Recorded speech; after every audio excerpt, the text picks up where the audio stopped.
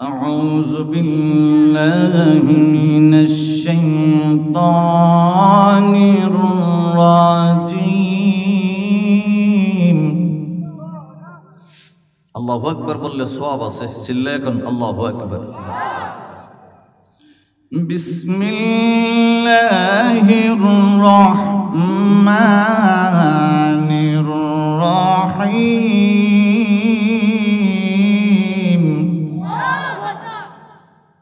ولا تحسبن الله غافلا عما يعمل الظالمون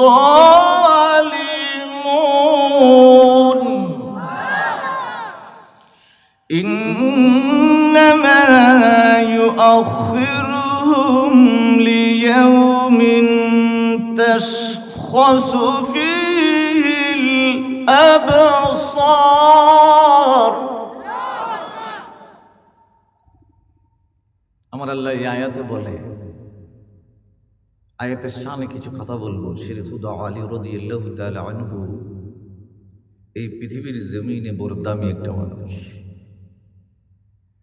মনোযোগ আসেনি কি মানুষ জোরে দামি মানুষ উনি হলো সমস্ত মুমিনের গার্জিয়ান আবারও বলছি পৃথিবীর জমিনে কিয়ামত পর্যন্ত যত মুমিন মুত্তাকি হবে তাদের অভিভাবক গার্জিয়ান চিল্লায়ে বলা যাবে না আল্লাহু আকবার এই আমার বন্ধু শেরে খুদা আলী রাদিয়াল্লাহু তাআলা সিপ্পিনের যুদ্ধের দিকে বন্ধু রওনা করে দিলেন সৈন্যবাহিনী নিয়ে মধ্যে যাওয়ার পথে মরুভূমির ভিতরে সকাল থেকে দুপুর পর্যন্ত চলার পরে সৈন্যবাহিনী ডাক দিয়ে বলে শেরে খুদা আলী গো মরুভূমির উত্তপ্ত বালুর মধ্যে দিয়ে সূর্যের উত্তপ্ত রৌদ্রের ফকরে আমরা ঘোড়া চালিয়ে চালিয়ে আসলাম একটু পরে পরে মস্ক থেকে বাহির করে পানি পান করলাম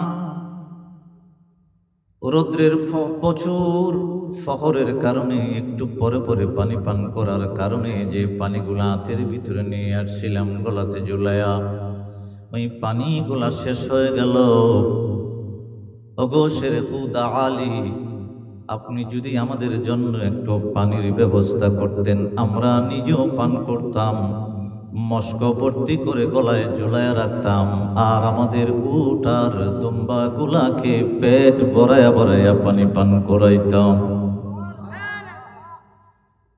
আমার বন্ধুরে শেরে খুদা আলী ডাক দিয়া বলে এ সৈন্যবাহিনী তোমরা ঘোড়া চালো না একটু থেমে যাও এই জায়গার ভিতরে তাবু গাড়ো রে আমি যে দলিলটা দিতে আরম্ভ করলাম সম্মানে কারবালার ভিতরে আসলো বাবা ইমাম আব্দুর রহমান জামি রাহমাতুল্লাহি আলাইহি ওনার কিতাবে বর্ণনা করতে আরম্ভ করলেন 216 পৃষ্ঠার ভিতরে উনি বলতে লাগলেন সৈন্যরা যখন গোড়া থেকে নেমে নেমে পানি তালাশ করতে আরম্ভ করলো পানি না পেয়ে ওই মরুভূমির ভিতরে বাবা গাছপালা নাই বাড়িঘর নাই একটা গির্জা দেখতে পাইল ওই গির্জাটার ভিতরে গিয়ে দেখতেছে একটা পাদ্রী খ্রিস্টান একটা পাদ্রী বসে আছে খ্রিস্টান পাদ্রীকে জিজ্ঞাসা করলো পাদ্রী রে মরুভূমির ভিতরে বসে রইলে অবশ্যই তোমার আশেপাশে পানির ব্যবস্থা রয়েছে খ্রিস্টান পাদ্রী ডাক দিয়ে বলে আপনারা কে কই পরিচয় দেওয়া যাবে না পানির ব্যবস্থা আছে কিনা একটু যদি শোনায় দিতেন কয় 14 কিলোমিটারের ভিতরে পানির কোনো ব্যবস্থা নাই বন্ধু সৈন্যর দল শেরে খুদা আলী রাদিয়াল্লাহু তাআলা আনহুর দরবারে কাছে এসে বললেন আমিরুল মুমিনিন পানি তো তালাশ করে পাইলাম না একটা গির্জা পাইলাম গির্জার ভিতরে একটা পাদ্রী বসা পাদ্রীকে পানির তালাশটা জিজ্ঞেস করলাম 14 কিলোমিটারের ভিতরে কোনো পানির ব্যবস্থা নেই কেমন শেরে খুদা আলী গো গোরাত থেকে নেমে গেলেন, নেমে বললেন সৈন্যর দলেরা আমার পিছনে পিছনে চলো। 14 কিলোমিটার যাইতে হবে না। যে গির্জার ভিতরে পাদ্রী বসে আছে রে, সেও জানে না তার গির্জার পাশে পানির ব্যবস্থা রয়েছে। সুবহানাল্লাহ। শেরে খুদা আলী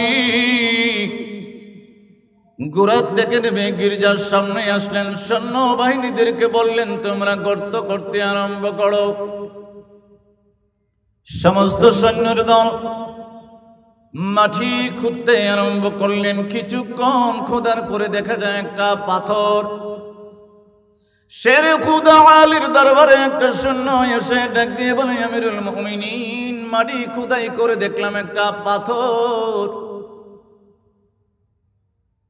শেরে খুদা আলী রাদিয়াল্লাহু তাআলা আনহু বললেন পাথরটা একটু উঠাইতে চেষ্টা করো।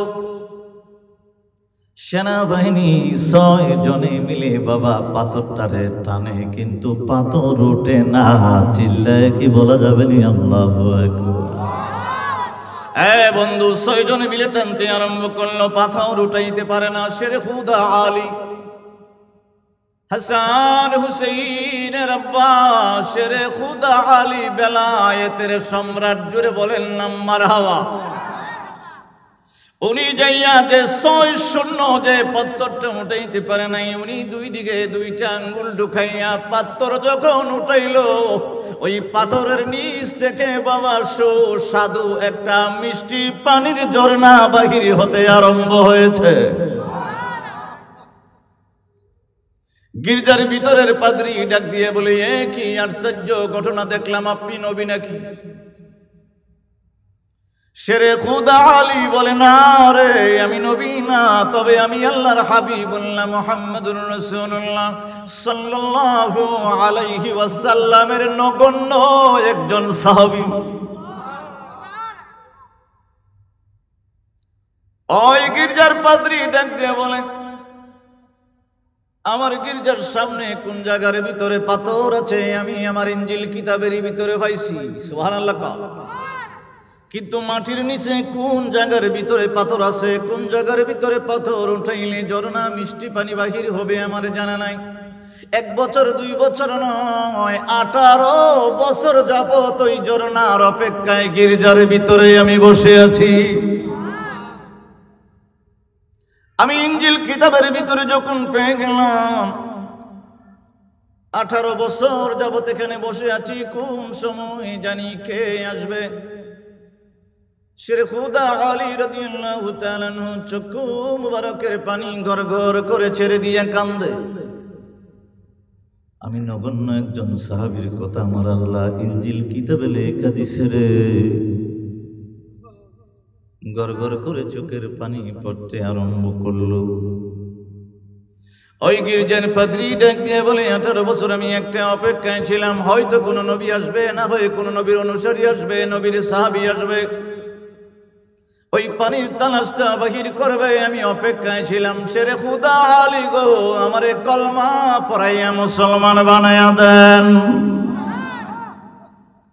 শেরে খুদা আলী বলে পাদ্রী রে, এতদিন পর্যন্ত কলমা পড়লি না? কয়ে কেন?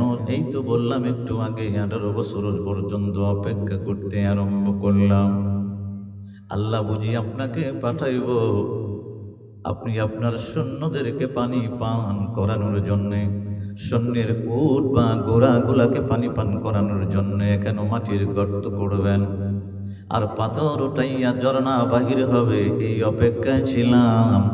তবে আর আমি গির্জার ভিতরে বসে থাকব না, আপনার সাথে সিফিনের যুদ্ধের সঙ্গী সৈনিক হিসাবে আমি যোগ দিয়ে দিলাম। সুবহানাল্লাহ।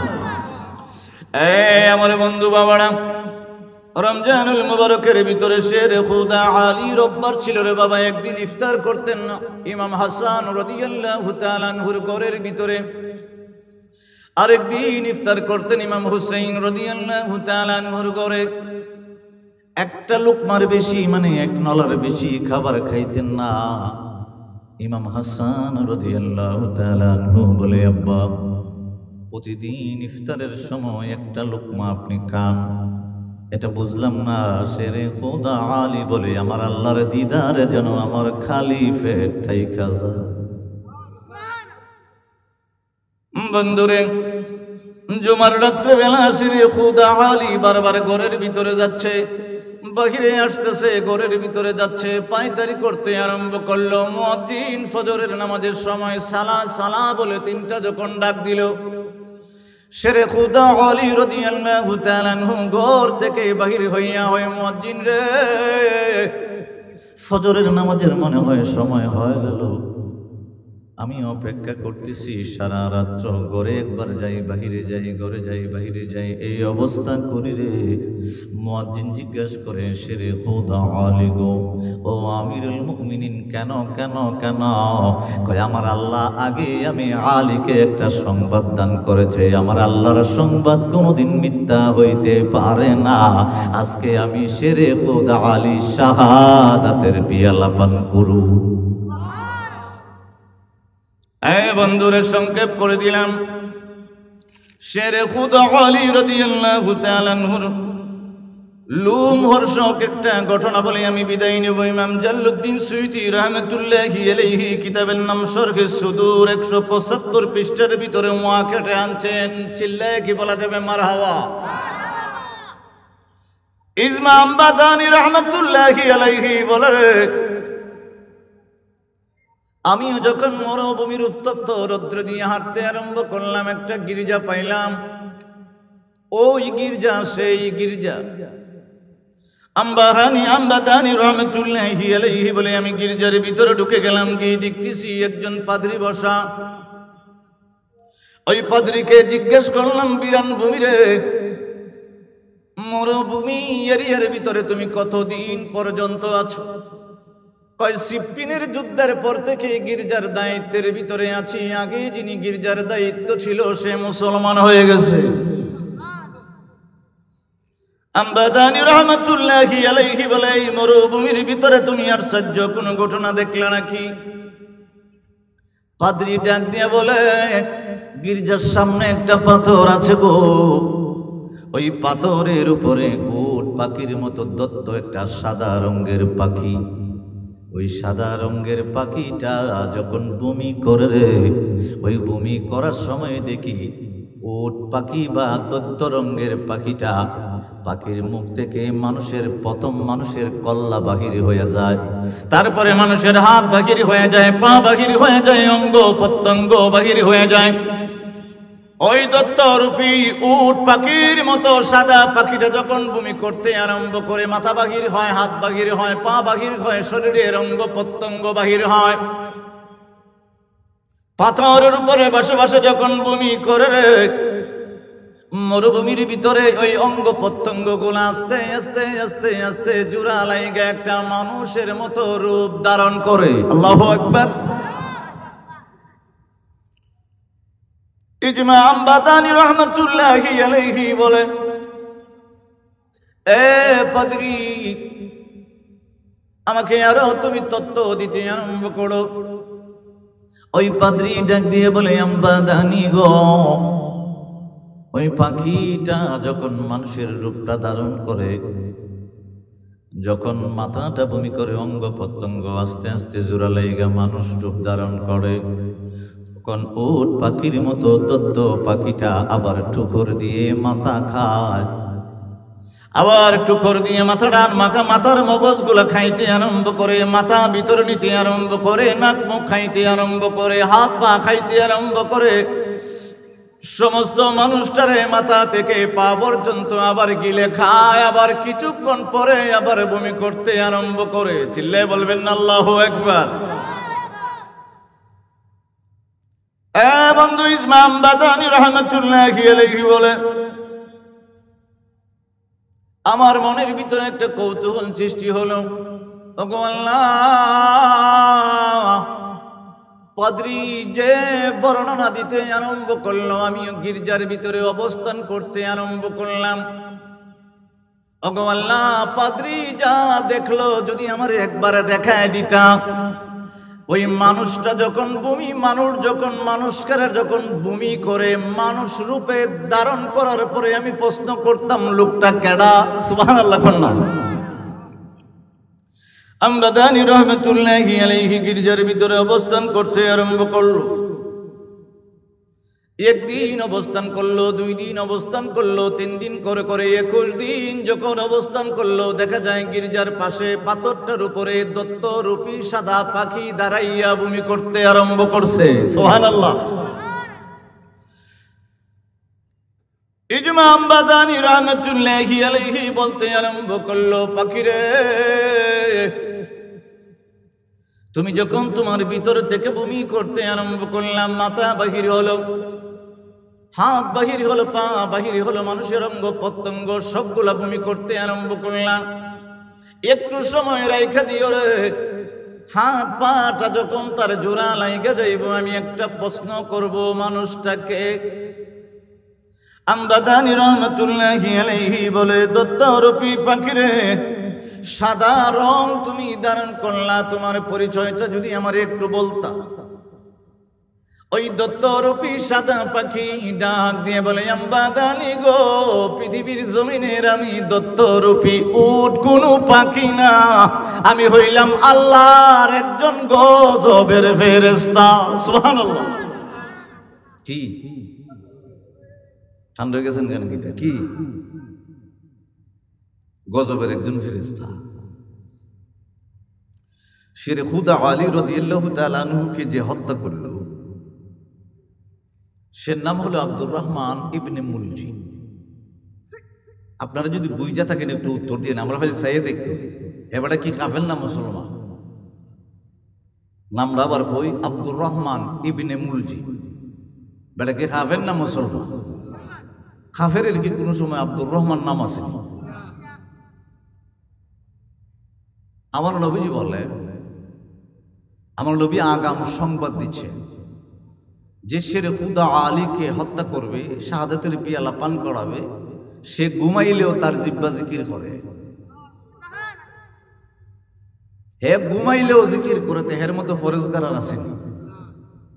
এই খারিজি শেরে খুদা আলী রাদিয়াল্লাহু তাআলা আনহুকে খুন করছে। জোরে সোরে কি নাউজুবিল্লাহ বলা যাবে? তো ফরহেজগার কি আমাদের চেয়ে বেশি আছেন না কম আছেন? আর ঘুমাইলেও জিব্বা আল্লাহ আল্লাহ করত, তার কম না বেশি আছে? ফরহেজগারির ঠেলা বড় বেশি, কিন্তু ভিতরে ছিল মুনাফিকি, সে ছিল খারিজি। কোন সময় কোন মানুষে মুনাফিকিয়ে ধরে অন্তরের ভিতরে বোঝা যায় না। কেন জানেননি? সবার লোকে যে একটা করে ইবলিস আছে। কথা কর, আপনারা কি আমার কথা ঘোষণা করতেছেন? কি আছে? ইবলিস শয়তান আছে, হে আমাদের প্রকাশ্য শত্রু। আমি সবসময় আমার আল্লাহর কাছে বলি, আল্লাহ গো, আমি তো পাথরের চেয়ে আরো শক্ত, পাথরটারে তুমি গলায় দিছো, গলাইলে অবস্থায় তোমার সাহায্য দিয়া, তোমার আশ্রয় দিয়া, তোমার রহমতের নজর দিয়া, নবী কামলিওয়ালা গো, আপনার নূরের নজর দিয়া, আব্বা হুজুর আপনার রহমতি নজর দিয়া, আপনার পথে জীবনের শেষ নিঃশ্বাস পর্যন্ত রাখে, নালি ইবলিসের জ্বালা তখন যেত না। কথা কন না, এটা আমার দোয়াটা আমি কইলাম। আমার মতো বেড়ারে পাথর যদি গলায় দিতে পারে, আপনারা তো পাথর থেকে কেন নরম? কথা কন, আল্লাহ পাথর গলাইতে পারেনি, আমার ভাই চাইলে তো বোঝা যায়। কথা কন, লোহা গলাই দিতে পারে, পাথর গলাই দিতে পারে, এটা আমার আল্লাহ পাকের শান, নবী পাকের শান, ওলি আল্লাহর শান। চিল্লায়ে বলা যাবে না আল্লাহু আকবার? নিজের দাদারে তো খবরের ভিতরে রেখে আইছেন, সকালে মনে একবার যান আর রাত্রে মনে একবার যান। কথা কয় না? শুক্রবারে একবার মনে চাইলে যান, নাইলে মাসে একবার, নাইলে ঈদ উল ফিতর আর কুরবানি ঈদ এলে। কথা কয় না? উনি থাকতে তো সবসময় আদর মোহব্বত ভালোবাসা সারা। ছেলে রে, সকালবেলা ঘুম থেকে উঠছত নি, স্কুলও গেছত নি, খামে গেছত নি, জমিনে গেছত নি, দুপুরে আয়া কইছে আমার ফলাটা খাইছে নি, রাত্রে আবার কইছে বার থেকে আইছে নি। কথা কনা? কিন্তু ওই বাপরে তো আপনি নিজে কান্দে করিয়া ফালকিতে উঠাইয়া নিয়ে রাইখেছেন খবরের ভিতরে, কিন্তু সময় নাই যাইবার। কথা কনা? আসেনি যাইবার সময়? এই আমার বন্ধুরা, বাবারা, মানুষ পৃথিবীর জমিনে নফসের দোকায় পড়ে রে বাবা, ইবলিসের দোকায় পড়ে আমার আল্লাহর নাফরমানি করে। পৃথিবীর জমিনে যত বড় মুমিন হোক না কেন, সব সময় ইবলিস শয়তান ওই লোকটার সাথে তাকে কোন সময় তারে গুনাহ করাবে, কোন সময় তারে আমার আল্লাহর রাসূলের দরবার থেকে বিদায় করাবে, আমার আল্লাহর অসন্তুষ্টিটা প্রকাশ করাবে। কত মায়া আমাদের উপরে করেছেন নবী কামলিওয়ালা রসুলের বন্ধু।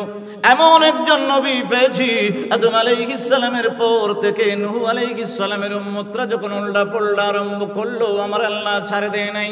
হুদ আলাইহিস সালামের উম্মতরা যখন উল্টা পল্টা করছে, আমার আল্লাহ ছাড়ে দেয় নাই। ইদ্রিস আলাইহিস সালামের উম্মতরা উল্টা পল্টা করছে, আমার আল্লাহ ছাড় দেয় নাই। ইব্রাহিম খলিলুল্লাহর উম্মতের দল উল্টা পল্টা করছে, ছাড় দেয় নাই। কিন্তু আল্লাহর হাবিবুল্লাহর নূরে মুহাম্মদী আমার নবী কামলিওয়ালার উম্মতের দল যারা এখানে বসে রইলাম, সকালে পাপ করি, দুপুরে করি, রাত্রে করি, বিকালে করি, ঘুমাইবার পরেও করি। বন্ধুরে, আমার আল্লাহ কয় আমার বন্ধু মুস্তাফা রহমাতুল্লিল আলামিন, রহমাতুল্লিল আলামিনের কারণে উম্মতে মুহাম্মদীর উপরে আমার আল্লাহর স্পেশাল দয়া রয়েছে। সুবহানাল্লাহ। বন্ধু আমবাদানি রহমতুল্লাহি আলাইহি বলতে লাগলেন, 21 দিন যখন হয়ে গেল গির্জার ভিতরে আমি বাস করতে আরম্ভ করলাম, দেখতেছি পাখিটা বমি করতে আরম্ভ করছে। মাথাগুলা যখন বাহির হয়ে গেল, হাতগুলা যখন বাহির হয়ে গেল, অঙ্গ প্রত্যঙ্গ যখন, পাখিটা যখন বমি করলো, পাখিটাকে জিজ্ঞেস করলাম, পাখিরে তুমি কেডা? ওই পাখি জবান খুলে ডাক দিয়ে বলি, আমি হইলাম আল্লাহর একজন গজবের ফেরেশতা। আমবাদানি রহমতুল্লাহি আলাইহি ডাক দিয়ে বলে, পাখিরে আর টুকর দিবে না, ওই মানুষটা যখন পুরাপুরি মানুষ হয়ে যাইব, আমি তারে 2টা প্রশ্ন করব। সুবহানাল্লাহ। আমবাদানি রহমতুল্লাহি আলাইহি ডাক দিয়ে বলে, মানুষরি, তোমার পরিচয় দিতে আরম্ভ করো। উট পাখির নেই দত্ত রফি আযাবের ফেরেশতা তোমারে প্রত্যেকদিন বমি করে, আবার টুকরায়া খায়, আবার বমি করে, আবার খায়। তুমি কেডা রে? এমন কি পাপ তুমি এই জগতের ভিতরে করলাম? পাখির পেটর থেকে যে বাবা যে লোকটা বাহির হলো, ওই লোকটা ডাক দিয়ে বলে, আমি বড় নাফরমান, আমি আমার নবী কামলিওয়ালার কলিজার টুকরা মা ফাতেমার স্বামী শেরে খুদা আলীকে হত্যা করেছি। এই জন্য আমার আল্লাহ গজবের একজন ফেরেশতা দত্তরূপী পাখি বানাইয়া তার পেটের ভিতরে আমানত রেখে দিয়েছে। আমি আব্দুর রহমান ইবনে মুলজিমকে যেন কিয়ামত পর্যন্ত ওই আযাবের ফেরেশতা পাখি হইয়া আমার শাস্তি দেয়। চিল্লায় বলেন না সুবহানাল্লাহ। তাহলে বোঝা গেছে শেরে খুদা আলী রাদিয়াল্লাহু তাআলা আমার নবী পাকের কলিজার টুকরা ছিলেন। সুবহানাল্লাহ। আমার আল্লাহ কি এমনি ছেড়ে দিছে?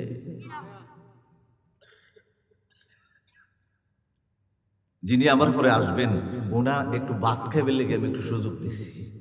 আমি কইছি আপনি একটু খাওয়া দাওয়া করে আইন, এই পর্যন্ত আমি আছি। আমার আল্লাহ কয়, ولا تحسبن الله غافلا عما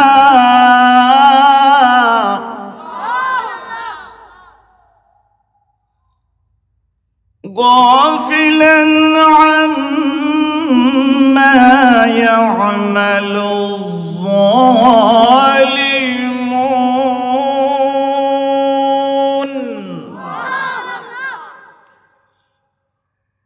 আমি আয়াতটা তেলাওয়াত করছিলাম, আমার আল্লাহ কইতেছে, ভাবিস না তোরা যে অন্যায় টন্যায় কইরা ফার ফেলাইবে, আমি আল্লাহ যে তোরা আবার ছেড়ে দিব, এরকম চিন্তা করিস না।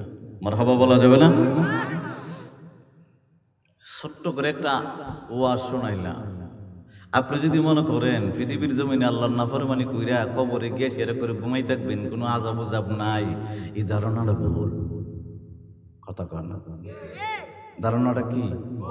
100% ভুল। প্রত্যেক দিন রাত্রেবেলা আপনাকে নিয়ে একটু চিন্তা করার দরকার আছে। কেন দরকার আছে প্রতিদিন রাত্রে একটু? কারণ আপনি যদি পৃথিবীর জমিনে থাকবেন না, কবরে কিয়ামত পর্যন্ত ঘুমাইতে। একবার হৃদয় থেকে বলছি, আল্লাহ রস্তে প্রতিদিন রাত্রে ঘুমাইবার আগে আধা ঘন্টা না পারল 10 মিনিট চিন্তা করে, ঘুম থেকে ওঠার পরে কেউ গেছেন জমিনে, কেউ গেছেন গাড়ি চালাইতে, কেউ গেছেন ব্যবসাতে, রাত্রেবেলা হিসাবটা মিলে ঘুমাইবেন। সারাদিনের ভিতরে আমি আল্লাহর নাফরমানি করছি করা, আল্লাহর হুকুম মানছি করা, নিষেধ ছাড়ছি করা, হিসাব না মিলে ঘুমাইলে ঘুমের ভিতরে তো মনে হতে পারে আজরাইল পাঠাইয়া আপনারা লাশ বানাই দিতে পারে। কথা কথা একবার হৃদয় থেকে বলছি, আপনি এটা অনুধাবন করতে হবে। আপনি যখন ঘুমান আপনার রুহটা, আমার নবী পাক বলেন, আল্লাহ পাকের কুরসিতে গিয়ে আল্লাহ পাকের কুদরতি কদমে সেজদায় পড়ে যায়। রুহু আমার আল্লাহকে চিনে। সূরা হামিম সেজদার ভিতরে আমার আল্লাহ বলেন, সানুরিহিম আয়াতিনা ফিল আফাক। যদিও আমি আয়াতের তাফসীর করতাম না, হামিম সেজদা 53 নম্বর আয়াত, মারহাবা বলা যাবে না? এটার তাফসীরের ভিতরে দেখলাম আমার আল্লাহ বলছেন, সানুরিহিম আয়াতিনা ফিল আফাক। আফাকের ব্যাখ্যাটা হলো আমার আল্লাহর পুরা আলামিন। আমার আল্লাহর কি? পুরা জগৎটা। তারপরে বলে ওয়াফি আনফুসিহিম।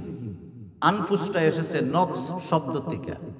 আনফুস মানে মাথার চুলের আগা থেকে পায়ের তলা পর্যন্ত। চিল্লাই আল্লাহু আকবার বলা যাবে? প্রথম বলছেন সানুরিহিম আয়াতিনা ফিল আফাক। আফাক মানে আমার আল্লাহর আরশে আযীম থেকে শুরু করে তাহতাস সারা পর্যন্ত গোটা আলামিন। তারপরে বলে ওয়াফি আনফুসিহিম, আমার আলামিনের ভিতরে যা আছে ও মানুষ, ওয়াফি আনফুসিহিম, তোমার মাথার চুলের আগা থেকে পা পর্যন্ত তা আছে। তুমি যদি আমি আল্লাহরে খুঁজতে চাও তাহলে সাগরের পাড়ে গিয়ে একটু খুঁজতে আরম্ভ করো। আমি আল্লাহ সাগরের ভিতরে 3 জাতের পানি রেখে দিয়েছি। কন্যা কয়জা? জোরে জোরে। আমার আল্লাহ বলে একটা হলো মিষ্টি পানি, যেটা তোমরা পান করো। আমার আল্লাহ আরেকটা বলেন, এটা হলো সূরা ফুরকানের আবার 53 নম্বর আয়াত। আরেকটা লেগে রেখে দিয়েছি আমি লবণাক্ত পানি। আমার আল্লাহ পাক বলেন, هو الذي مرج البحرين هذا। একসাথে বলছেন আল্লাহু আকবার। عذب فرات وهذا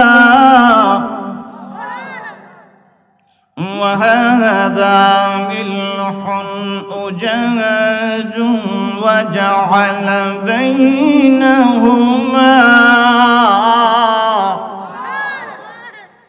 برزخا وحجرا محجورا। কয় জাতের পানি? জোরে। আমার আল্লাহ বলেন, এই যে এখন যে আয়াতটা তেলাওয়াত করলাম, আমার আল্লাহ বলেন 3 জাতের পানি, 3 জাতের সাগর আমি আল্লাহ রেখে দিয়েছি। একটা হলো মিষ্টি সুস্বাদু, যেটা পান করো। 2 নম্বরে হয় লবণাক্ত পানি। 3 নম্বরে হয় তিক্ত মানে তিতা। আমার নবীজি বলেন ওই 3টা সাগর মানুষের দেহের ভিতরে আছে। না রাস্তা কন্যা সুবহানাল্লাহ। আবার সাগরটা কদ্দুর? আমার আল্লাহ কয় পৃথিবীর জমিনে যে মিষ্টি পানির সাগর আল্লাহ রেখে দিয়েছে, ওই মিষ্টি পানির সাগরটারে 70 গুণ বাড়াইয়া তোমার ভিতরে আল্লাহ ঢুকাই দিয়েছে। 3.5 হাত বডি। ছিল্লে এখন আল্লাহু আকবার। আমার বন্ধু আব্দুল্লাহ ইবনে আব্বাস বলে, ইয়া রাসূলুল্লাহ, ইয়া হাবিবাল্লাহ, নবী গো, কোন জায়গার ভিতরে মিষ্টি পানি আমার আল্লাহ রেখে দিয়েছে ইয়া রাসূলুল্লাহ?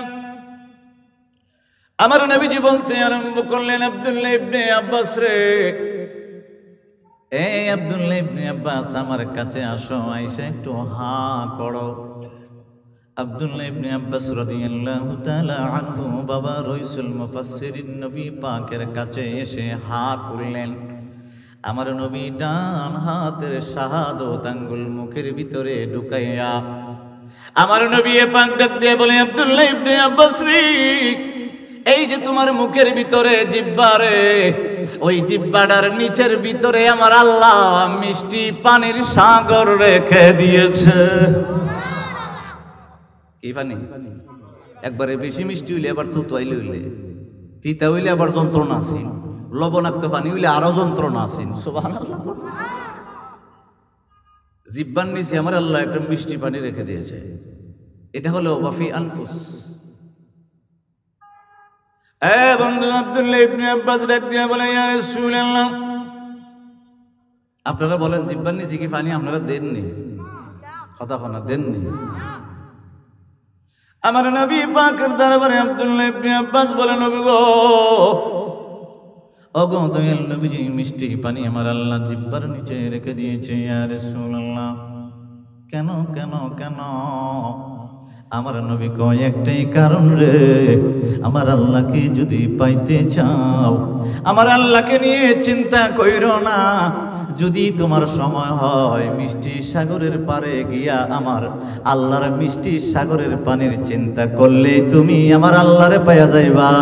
আর যদি মিষ্টি সাগরের পারে যাইতে তোমার সময় না থাকে, জিব্বার নিচে আমার আল্লাহ মিষ্টি পানি রেখে দিয়েছে, ওই জিব্বার নিচের পানি নিয়ে চিন্তা যদি করো রে, আমার আল্লাহকে তুমি পাইয়া যাইবা।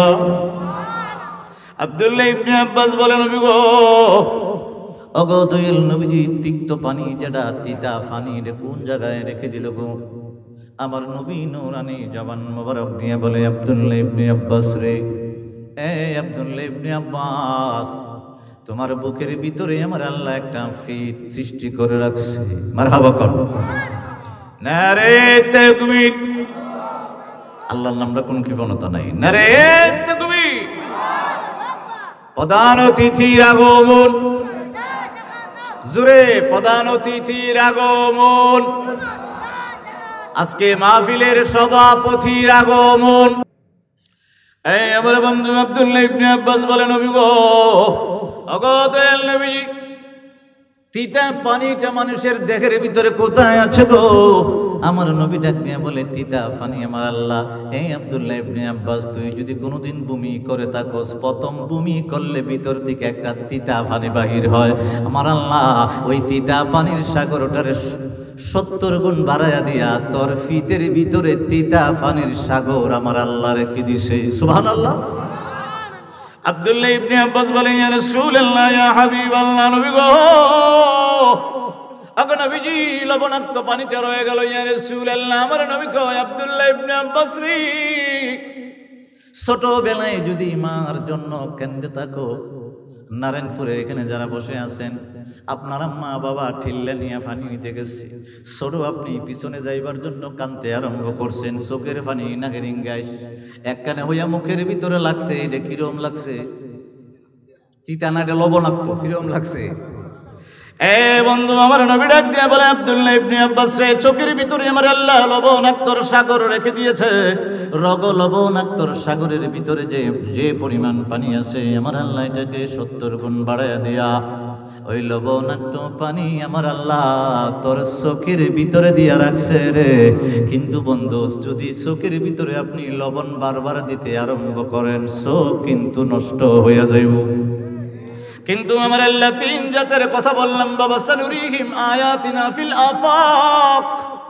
আমার আল্লাহ বলেন, আফাকের ব্যাখ্যা হলো আরশে আজিম থেকে শুরু করে তাহতাস সারা পর্যন্ত আমার আল্লাহর পুরা আলামিন। তারপরে আমার আল্লাহ বলে, ওয়াফি আনফুস, আমি আলামিনের ভিতরে যা রাখলাম রে, তা আমি তোর মাথার চুল থেকে পা পর্যন্ত তোর বডির ভিতরে ঢুকায় দিলাম। চিল্লায় কি বলা যাবে? আল্লাহু আকবার। এটা আমার আল্লাহর একটা হিকমত।